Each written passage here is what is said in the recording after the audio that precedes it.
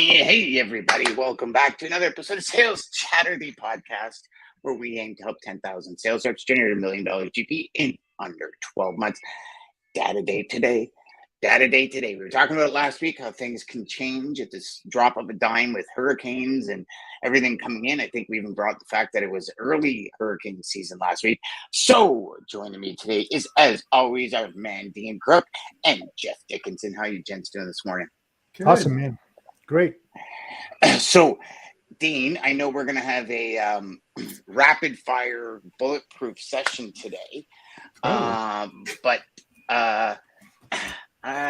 Hurricane season kicking off a little early.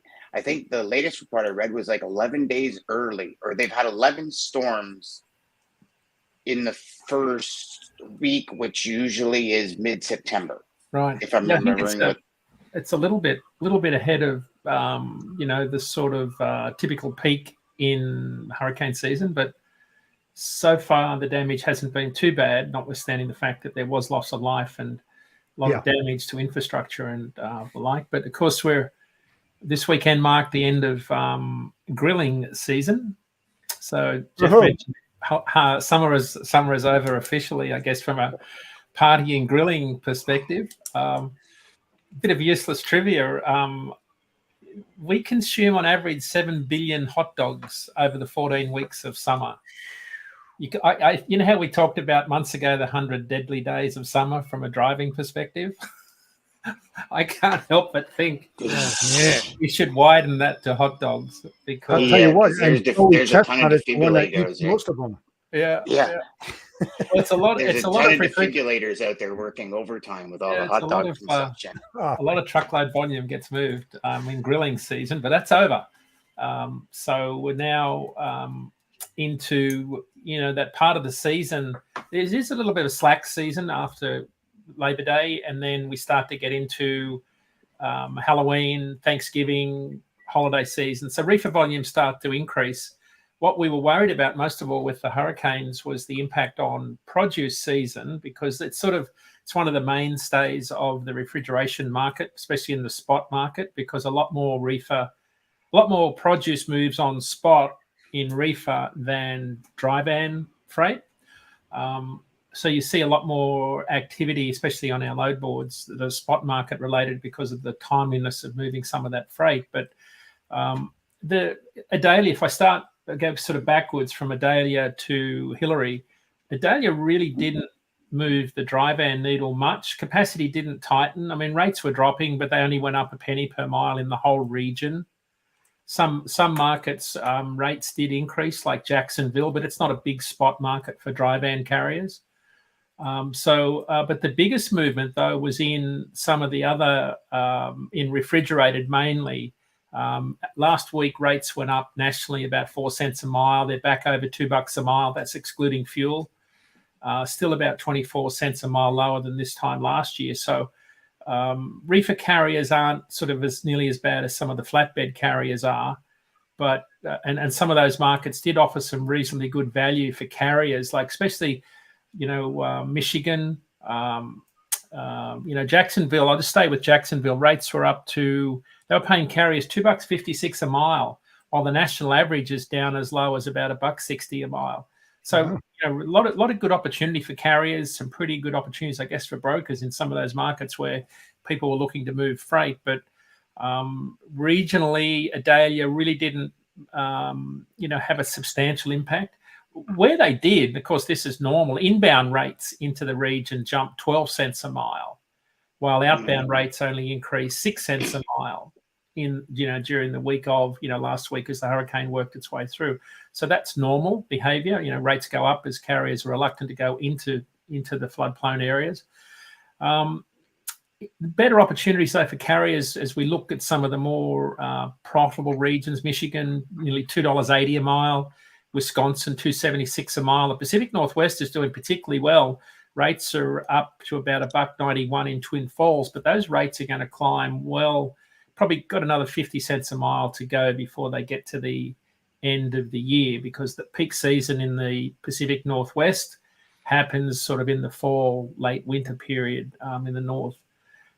So that's sort of the wrap. There was an increase in rates. Yes, capacity did tighten, but it was pretty quick. It was a fast-moving storm. In comparison to Hillary, which wasn't as fast-moving but dropped a lot more water, some of the... sorry, I need to add one thing. From a produce volume perspective, Hurricane Idalia, even though they think they've lost about 50% of the pecan crop because the wind knocked all the pecans obviously to the ground where they rot, the vegetable crop, which is the start of the produce season, so the 2023-2024 produce season starts in Florida with vegetables in the fall. And those vegetable crops are 2 weeks away from planting.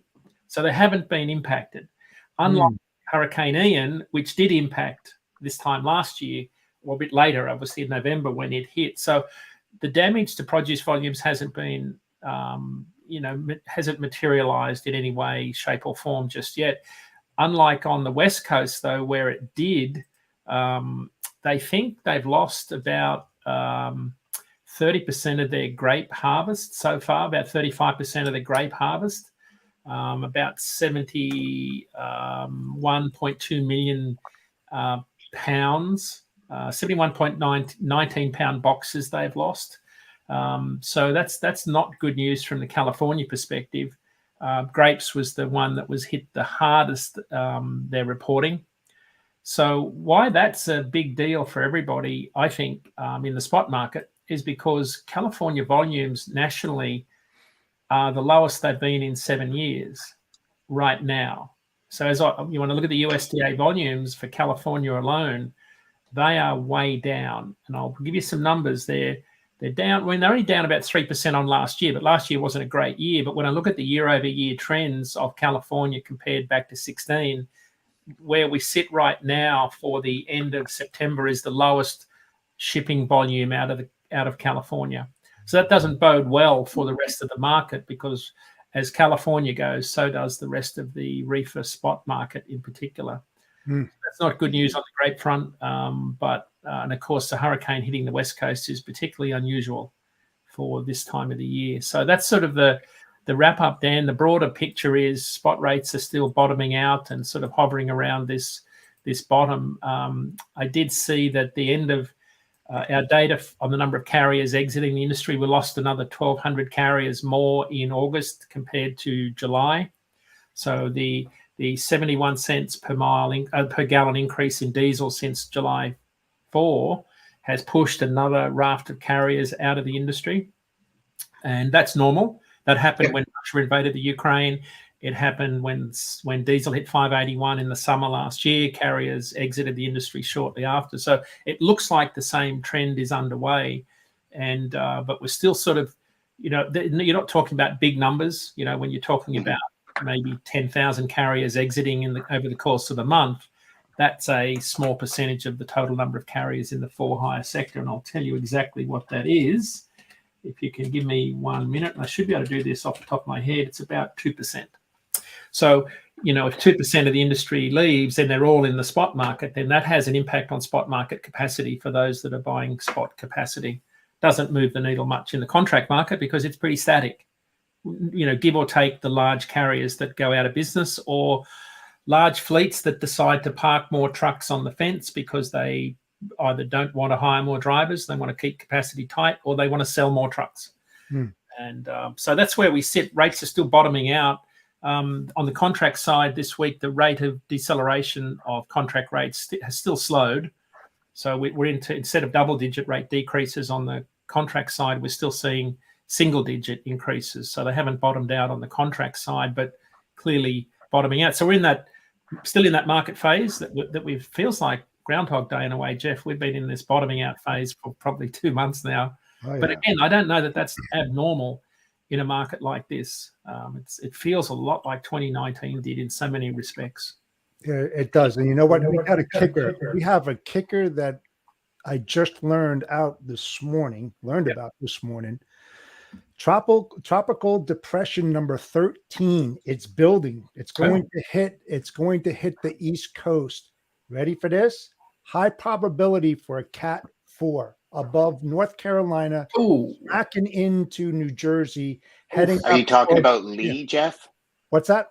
Are you talking about Lee?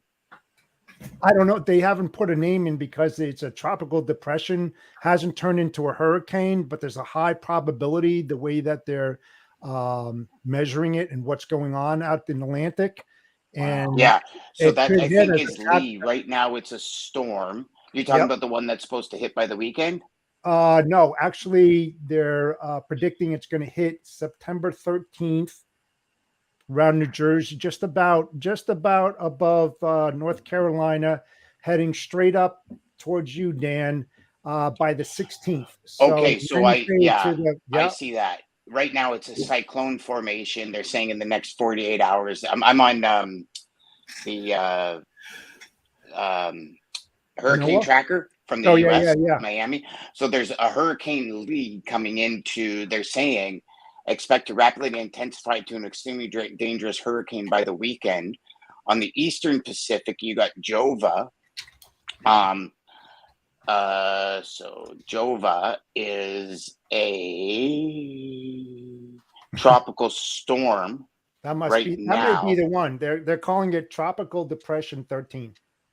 Yeah, so this is on the way to California Oh, again. okay. So that's a whole different one. Yeah, and it was tracking it since last Sunday until 3 a.m. Wednesday, which is this morning at 3 a.m. Yeah, I don't think New Jersey and the New York metropolitan needs a Cat 4 right now. I don't think that. Yeah, I don't think so. No, I don't think any of us need that right now because there's three in the Atlantic, none in the Central Pacific, and Jova in the Western Pacific or Eastern Pacific. Eastern, yeah. So it'd be interesting. I mean, you know what? Like one of these hurricanes can totally change the dynamics of freight and what's going on in the market, right? Right. Yeah, that's the high temp. They got the high temp of the water is what's driving this. I mean, up in New Jersey, record rates. Water temps are outstanding, and that's what's bringing them up. To the Northeast, unlike anything else. So Justin says it's tropical storm Lee. Yeah. Yep. So it's interest across the Caribbean along the East Coast from Florida to Maine. We'll need to pay close attention. AccuWeather meteorologist Brendan Buckman said, depending on the path the system takes, this can be the expected time frame for potential impacts to the United States between the 13th and 16th, winds at 150 miles an hour. Yeah, they must have just named it because they called it Tropical Depression 13. I didn't see a name associated with it. So I think, Justin, appreciate it. Yeah, and I think, Justin, it's on your end, the volume, buddy. Yeah. We hear everybody here. That's sort of that wild card, right? We saw it in 2017. I mean, the prevalence of major catastrophic storms seems to be increasing. So that's why we can't ignore it. We always have to, expect the best, plan for the worst. But Jeff, that's a part of the country where that would impact. I mean, we don't have, it would impact a lot of the fuel that moves on barge. You've got a colonial pipeline that comes through there. Big time rail.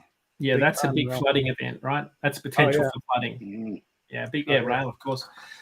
Yeah, so there are some wildcards out there that may upend this market, but right now it's I'll use the word Malaysical. I don't even know if that's the correct term, but it's just there's a malaise. It's like the dog days of summer that continue past Labor Day, and we're just not seeing a lot of activity in the spot market. I mean, volumes did increase ahead of Labor Day, but we're still a long way behind, where we'd normally expect to be for week 35 of the year in the spot market.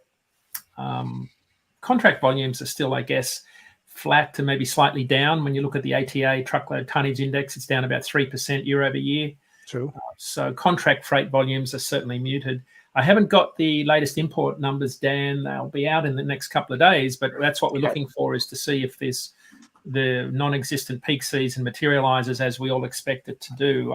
I'm confident that July's numbers were the peak on the import side. And if Jason Miller's correct about, the inventory surprise, I guess I'll call it that, because the amount of inventory still there, as I think caught a lot of people by surprise, that will flatten out the peak season considerably, which just it flows to everybody, right? Drayage, dedicated contract services, everybody in the trucking industry, not just long haul for hire carriers.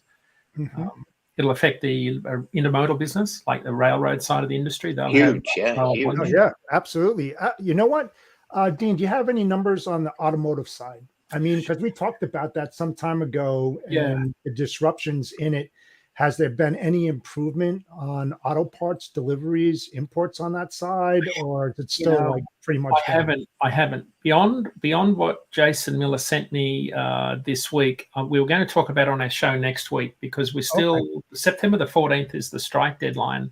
The only reference we've got is 2019 in September. It lasted 6 weeks, but it also spread to some truck manufacturers back then. This one involves a lot more people at the big three automakers, right? So like 150,000 UAW workers. So it's a lot of people this could involve.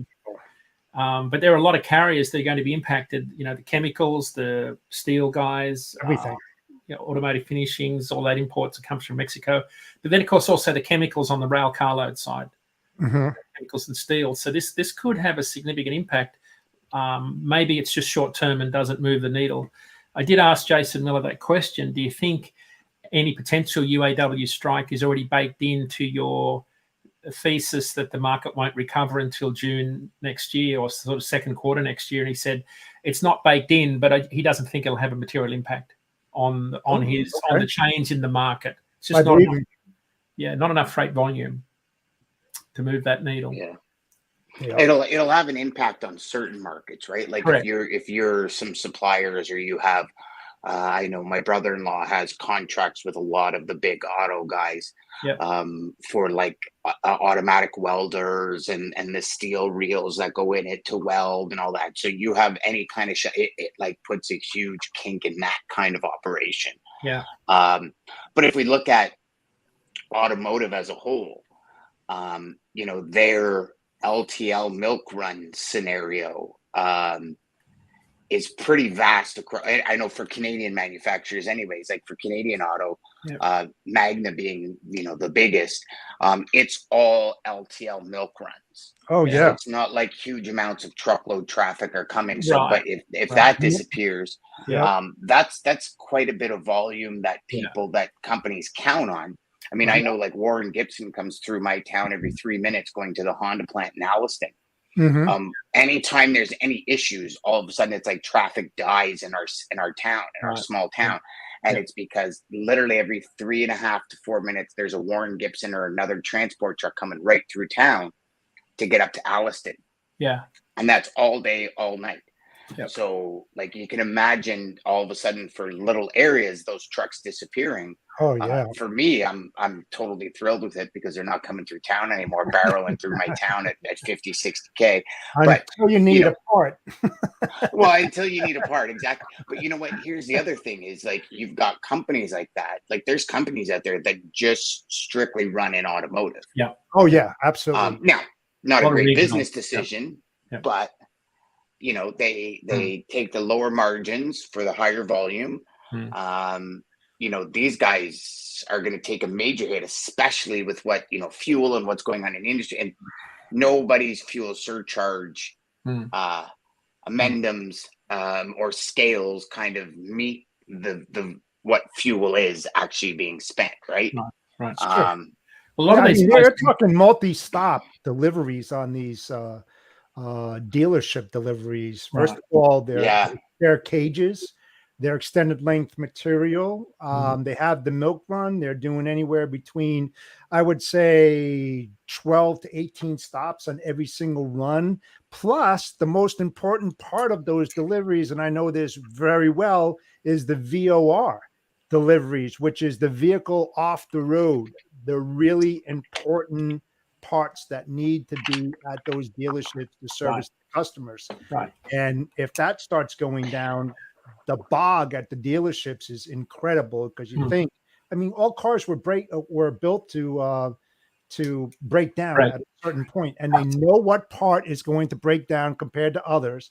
And when that flow of goods stops, you're in trouble. You are in deep trouble. AI at work, right? These but Jeff, a lot of the auto shipping is handled by regional specialized carriers, and those service commitments are incredible, right? So on-time delivery. When I did it, it was all satellite-driven on-time delivery performance with super lock boxes that when you went in there to get into their warehouse, you put in your code.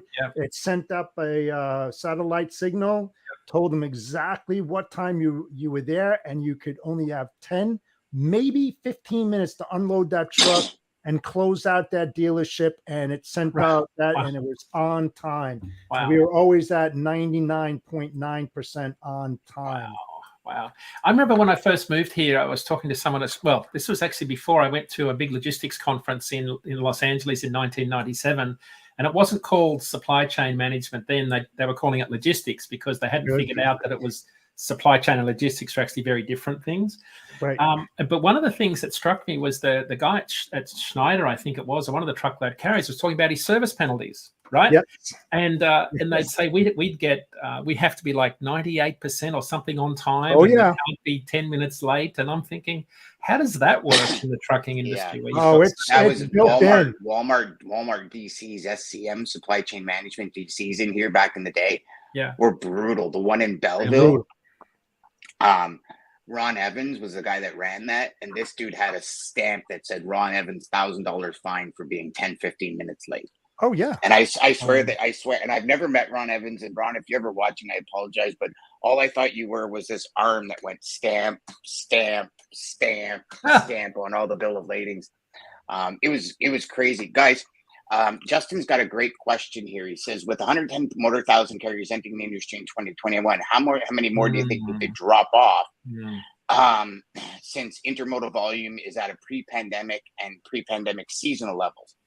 It was nice to see the average spots rates increase 3% week over week, going from 356 to 368, which puts spots rates up for the third week in a row. And on average, spot rates are at the highest point since July. Do you guys know I did that in one breath? I know. Breathe. Yeah. Like but you know what? Exhale. I just tested myself and I passed. That is awesome. Just in my own head.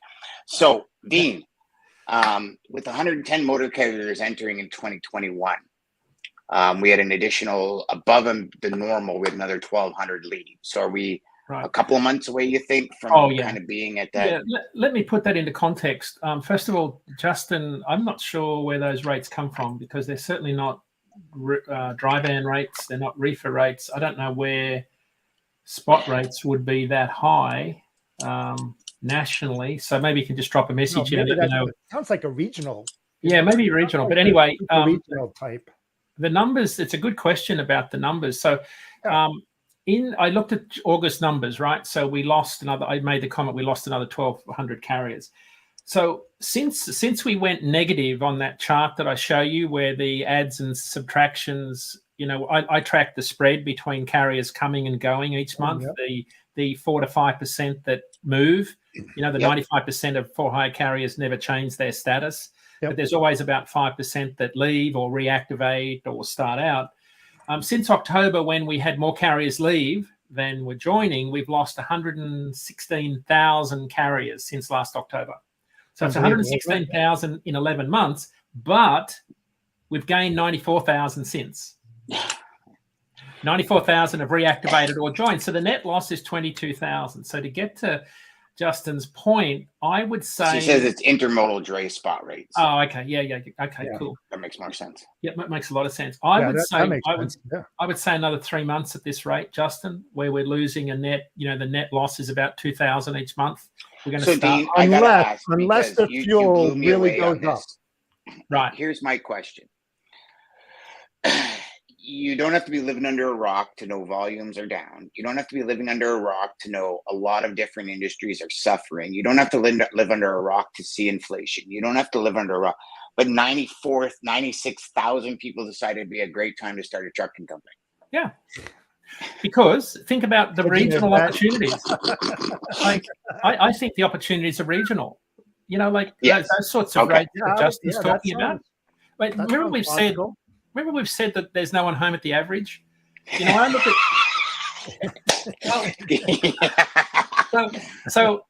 I look at our national averages and say, it's $1.60 a mile as a national average, but there's guys pulling $2.80 a mile out of Idaho, Twin Falls, Idaho. And a lot of freight moves regionally. Like there's a lot of carriers that move regionally. And think about, Dan's writing this down. He's going to put this on a t-shirt. This will be on a T-shirt. Geographicality. Yeah. Right. Well, I just think geographicality. Okay, Yeah. for starters. That's right. And if I go, there's no one home at the average. I'm making it a T-shirt because Dean, you're right, and I'm gonna put in brackets, and then I'm gonna put Dean Crook. Yeah. So think about like what is it? 75% of all freight moves under 100 miles. Yes. Right. Yeah. So when we think about 116,000 or 94,000 carriers joined, they're not running a 379 Peterbilt with a spread axle reefer cross country. I think a lot of them are running hot shots, expediters, final mile, lift gates, maybe hazmat in a pickup van, like a van that needs a hazmat delineation. I think there's a lot of people that in the smaller side of the industry that get in and out. Hard to quantify this because the FMCSA data doesn't break it down by truck type. But my leveling data point that I use here is that during the pandemic, when the number of for-hire carriers doubled from June 20 to the end of 2021, 83% of them were on our load board. Yeah. So that means they were mostly for-hire carriers. Oh, yeah, the Dray Now data. Yep. Good. Thanks, Austin. Yeah. So he agrees that I think there's opportunity, Dan, locally for a lot of carriers. I think there's a lot of guys that can, maybe it's hauling gasoline, maybe it's they're probably maybe it's waste hauling. There's a lot of opportunity for carriers out there. It's not all doom and gloom. It's not necessarily 100 truck or 200 or 500 truck trunking companies. A lot of these 94,000 are probably more on the owner operator and that kind of stuff. Yeah. You know what, Dean? A quick question for you. When it comes to Christmas tree season in the Pacific Northwest, I like to see how many carriers enter around that time when those trees, and then when that capacity starts shrinking, they're like, aha, this is a great time to move in there to help people when the capacity is down. Yeah. I wonder how much of a percentage that goes up by in that time frame. Yeah, it'll be interesting to watch. My sense is there's a lot of guys just swap trailer types. If things get quiet out of Quebec on the lumber side, they'll be running Christmas trees. I know when lobster season's over in PEI, I see a lot of guys from Nova Scotia and PEI down here with their reefers unloading, Christmas trees. Mm-hmm. So I think there's a bit of capacity migration, but it would be interesting to see if you see a net change in that season. It's something I'll keep an eye on as we get into that busy period around the Monday after Thanksgiving. Yep, absolutely. Yeah.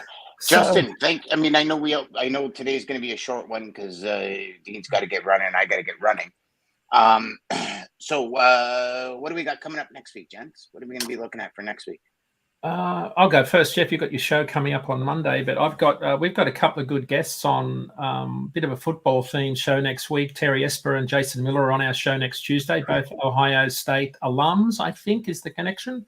But I'll be completely out of the loop, ignorant. Will have no clue what they're talking about because I'm not a college football guy. Maybe we could throw. So have you seen any of these untold stories on Netflix? No. So you might want to watch one before next Tuesday called Johnny Football. Oh, okay. I've heard of that. Yeah. It was pretty wild. It was pretty crazy. I mean, the story that they bring you through Texas A&M. Oh, yes. The football, the quarterback. Yeah, Johnny Manziel. Yeah. Pretty cool. I mean, I'm not a college football fan either, but when they showed one of the points where Texas A&M built a new stadium with 120,000 people. Right. As a university student, you're playing in front, like it is just terrifying. And you know what, Jeff? It reminded me of I don't know if you guys ever saw that thing on Woodstock 99, like how it went toward terrible. Okay, well, Limp Bizkit. What's Dirks? What's the guy's name? Anyways, I forget the lead singer of Limp Bizkit. He said, "You would not believe the rush and thrill of doing this with your hand while you're singing, and 110,000 people are in sync with you doing it." And you think of, like, especially this kid. He was a kid. Yeah. Like, directly out of high school, directly and into like immediately Big time. into as a freshman, winning the Heisman and all this, like all these things that typically it's like seniors do. And this kid was just thrown into the spotlight. And the amount of pressure on like just unbelievable. Like literally an entire state is on this kid's back. Wow. Like it's friggin' crazy. And he's It is watching crazy. all these jerseys. And there was one point where he says, I'm watching the millions of dollars people are making on my number, on my name. Right. And the college students or the university students get nothing. At that point, anyways. I don't know what it is now. But yeah, that's my little tidbit about football. Yeah. Who you got next week, Jeff? Yeah, I got a show on Monday the 11th. It should be good. Tune into the Storytelling Chronicles. Plus, also coming up in October, the 12th and 13th, the Broker Carrier Summit in Tampa, Florida. We have Robert Baines, Matt Aness, a whole plethora of people, Dan, Lindsay, all going to be there as speakers, including the Bodacious Cowboy, of course. And you should check it out. Go register. It's going to be a great event. Really good agenda. So check it out. Yeah. Dealio. All right, Diener, we're 5 minutes behind. Okay. But we'll get you out of here. Thank everybody for watching. Thanks, everybody. Have a great week.